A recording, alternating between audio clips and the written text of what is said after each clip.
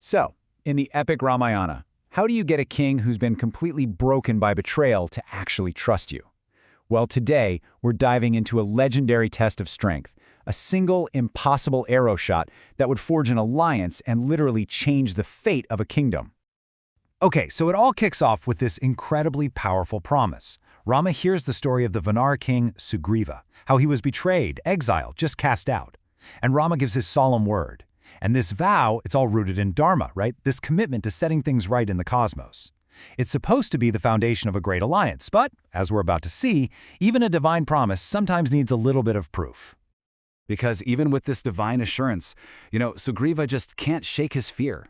I mean, he was betrayed and just utterly crushed by his brother, Vali. And that memory of Vali's immense, overwhelming power has left this deep, paralyzing scar on him. And this really gets to the core of Sugriva's problem.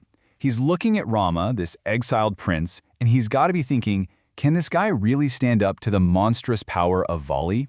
And look, this isn't just him being a pessimist. This is a very real, practical fear born from the trauma of being completely defeated. And right here, you see these two totally different worlds collide. You've got Sugriva's skepticism, which comes from his own painful experience, and he's directly questioning Rama's strength. But then you have Lakshmana, Rama's brother, and his faith is just absolute. He's seen what Rama can do in battle. For him, there's not a shadow of a doubt. Rama gets this. He understands it perfectly. He sees that for a heart that's been so scarred by fear, more words are just, well, they're meaningless. What Sugriva needs isn't another promise, he needs to see something undeniable. So Rama actually invites a test, turning this moment of doubt into a chance to build real, solid trust. And Sugriva takes him up on it. He leads Rama to a place where he can set up a definitive and what he believes to be an absolutely impossible demonstration of power. So, the stage for this test isn't some grand arena. It's a forest clearing, and it's dominated by 7 colossal sal trees. And these are not your ordinary trees. No way. They are legendary for their strength, so dense, so powerful, that it was said that even the mighty Vali couldn't so much as scratch them. Just think about the sheer scale of this challenge for a second. It's not just about piercing one tree. It's about sending one single arrow through 7 of these massive, basically impenetrable trees, all lined up in a row. A feat like that, it would require a kind of power that's beyond anything Sugriva could have ever imagined. So the challenge is set. A silence just falls over the entire clearing as Rama steps forward. He raises his bow, and he gets ready to deliver the proof that's either going to forge this alliance or, shatter all hope. And you have to notice the word they use to describe it. Effortless. There's no strain, no struggle, nothing. He draws this divine bow like it's completely weightless, and with a sound like thunder, he lets the arrow fly. The very ease of the action is itself proof of his divine power. And that one arrow flies perfectly true. It pierces the first tree, then the second, then the third, and it just keeps going until it has passed cleanly through all 7. And then, impossibly, it returns to Rama's quiver. The thing that couldn't be done just happened. In that single instant, Sugriva's entire world is just turned upside down. The sight doesn't just erase his doubt, it completely shatters it. He realizes he's not just looking at a powerful warrior. No, he's witnessing a power that makes even his invincible brother look small. He is looking at divinity itself. And just to really drive the point home, the wise Hanuman steps in.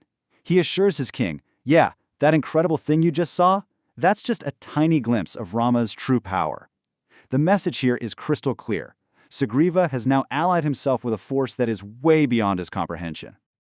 That single arrow did way more than just pierce 7 trees.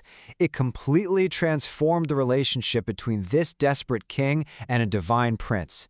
It forged what was a hesitant pact into a truly unbreakable bond. And Sugriva's response? It's total. It's absolute. He literally prostrates himself before Rama. All that skepticism is just washed away, and it's replaced with complete and utter devotion. He doesn't just offer an alliance, he offers his entire being. So what is this alliance now? Well, it's so much more than just a strategic agreement. It's a bond that's been forged in pure awe, and it's built on these 2 pillars, Rama's incredible divine power and his unwavering commitment to restoring Dharma, to restoring cosmic justice. And just like that, the momentum shifts, instantly. With trust finally established, there's no time to waste. Rama immediately channels this new unity into action, focusing them on the one thing that matters. The plan is clear and it's decisive. But what's so crucial here is that Rama tells Sugriva to issue the challenge. See, this isn't about Rama just fighting the battle for him. It's about empowering Sugriva to finally stand up and reclaim what is rightfully his. And that's the ultimate outcome of Rama's test of strength. He didn't just win an ally, he restored a king. Sugriva is no longer this cowering victim hiding in fear.